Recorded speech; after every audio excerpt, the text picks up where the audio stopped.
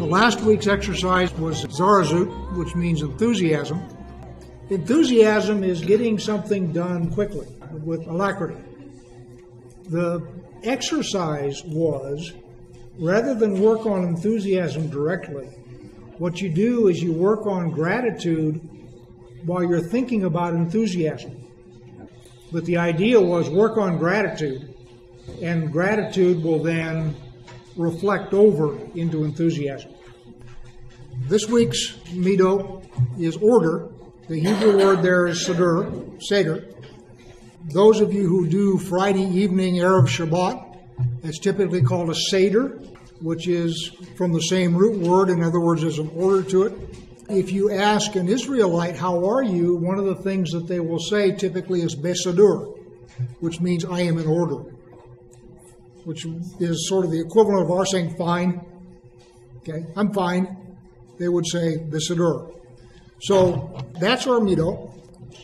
God is orderly. In today's Torah portion, where you have the marching of the camp of Israel, and the whole idea is God put everybody where he needed to be, and it was not the case that they just wandered around higgledy-piggledy and camped wherever they wanted.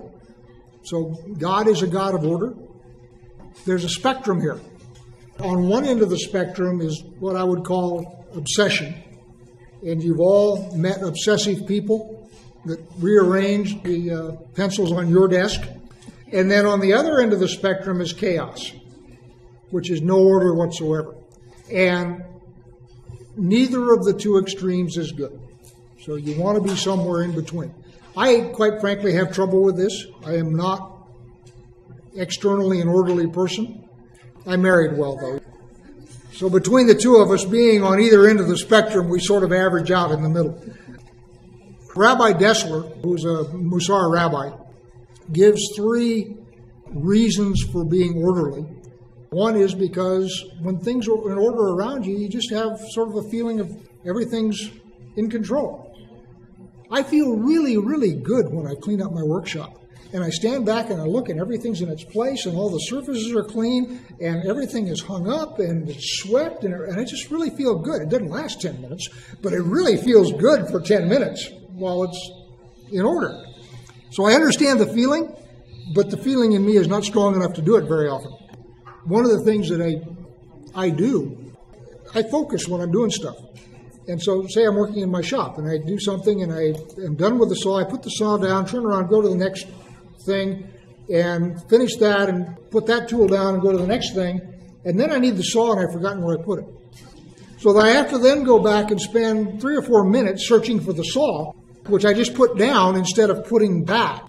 And it has taken me decades to learn, and I'm still not very good at it, that I really have a net saving of time to break my concentration, put the saw away, and then come back to what I'm doing as opposed to continuing my focus and keeping going. It goes against my personality because, as I say, my personality is to focus on what I am doing, and the tool is simply something to get something done, so when I'm done with that, I just put it down and continue to focus on what I'm doing. And then the third aspect of order is some things will not work if they're not in order. So if you don't have lug nuts on your wheels, your car doesn't go anywhere.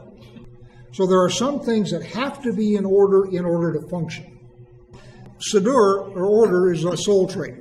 And the way it's described, and I like this, it's like the clasp on a string of pearls.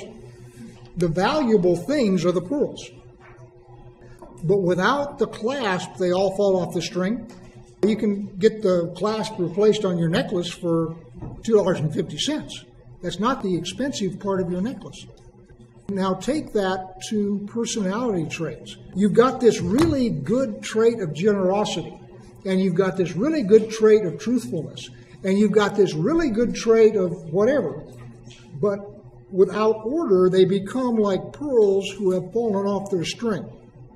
The valuable thing is this good trait that you have, but without order, that trait doesn't display itself the way it should. I have so far been talking about Seder as it affects you. It also affects other people. One of the examples that was in the course I read online is a family with one car. And the catechism was, When you use the car, you bring it back, and then you put the keys on this hook so that the next person that wants to use the car knows where the keys are. And in this little story, one of the kids used the car, and instead of putting the keys on the hook, put them in his pocket and went off somewhere else. And of course, about midnight, his mother, who was a nurse, had to get up and go to her job, and she couldn't find the car keys. So they had to hire a taxi for her to go to work, because the car, which was in perfect operating order and she should have driven to her job, was inoperable because somebody had walked off with the keys. You could all think of 100 examples like that. So order is not necessarily just for you, it's also for the people around you. And one of the things that I'm really very good at is telling my dear wife just exactly where on my messy desk she can find stuff. See, I'm a horizontal person. If something gets put away in a drawer, it has left the universe.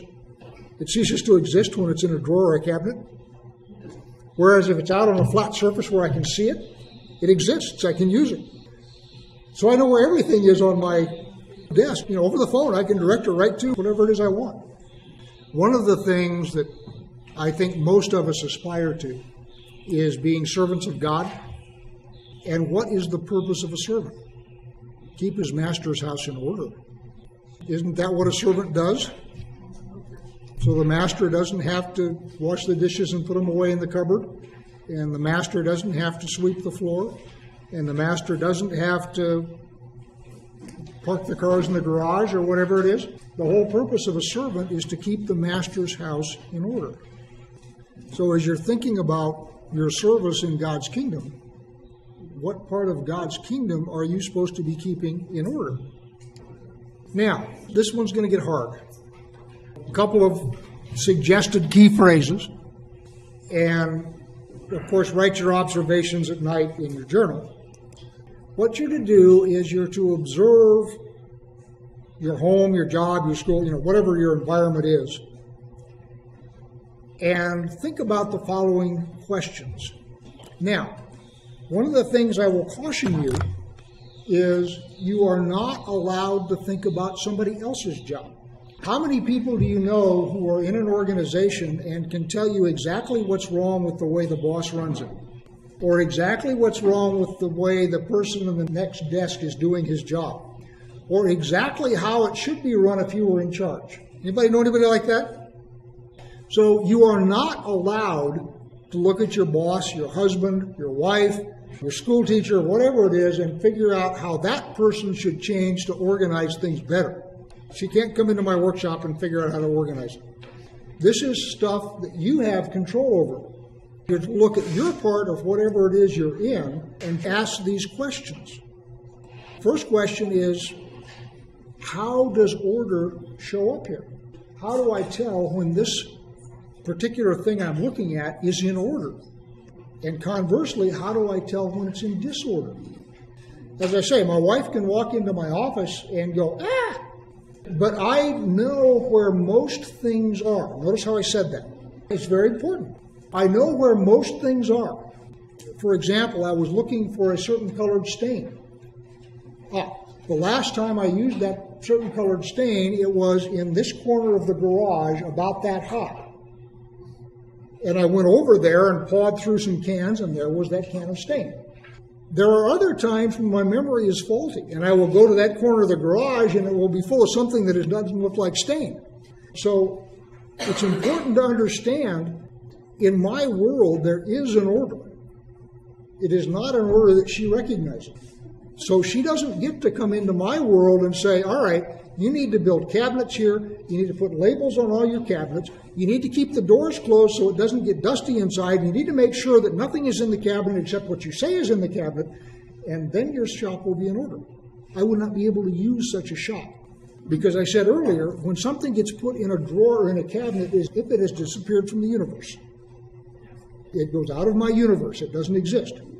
So my shop does not look orderly to her. Now, when I've got sawdust all over the floor and stuff like that, then she has a point, and at that point, we both agree it's disorderly, and I need to clean it up. I'm not going to claim that I'm orderly, because people will look at my workspaces and they will see chaos. but I'm mostly organized. And that's why I say you're not allowed to look at somebody else's office or the way somebody else is doing the job unless you're their boss. I mean, if they're your employee, you get to do that. If it's just your coworker or somebody else, we all know how somebody else should do things. We're really good at that.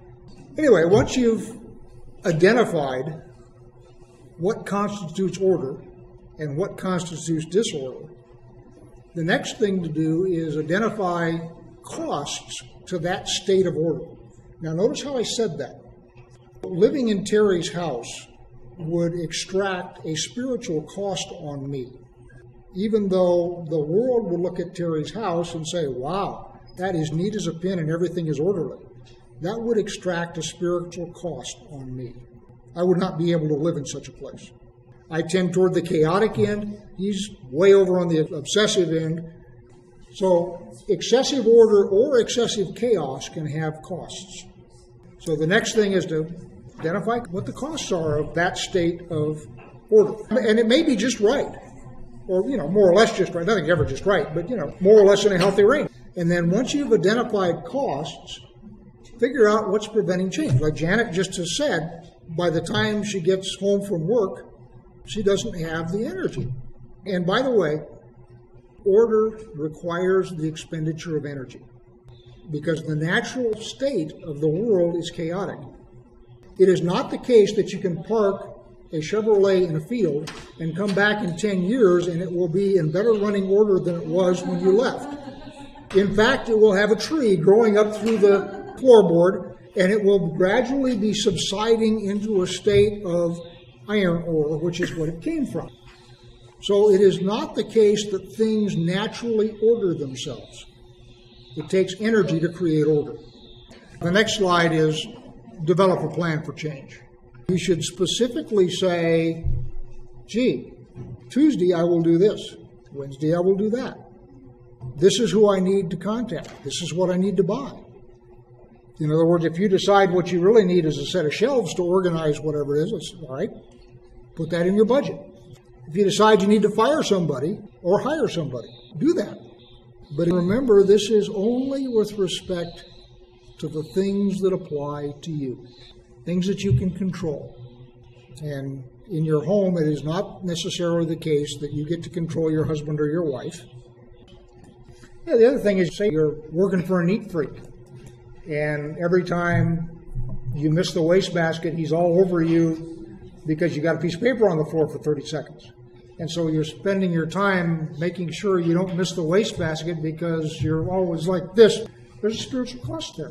Or the opposite is you walk into a place and it doesn't smell very good, and the smell gives you a headache, and there's stuff all over the place, and you got to throw the dog off your chair because the owner likes to have his dog there, and the owner is a guy that isn't very neat, and you can't find the things that you need to find, and you're frustrated and you're angry. There's a spiritual cost there.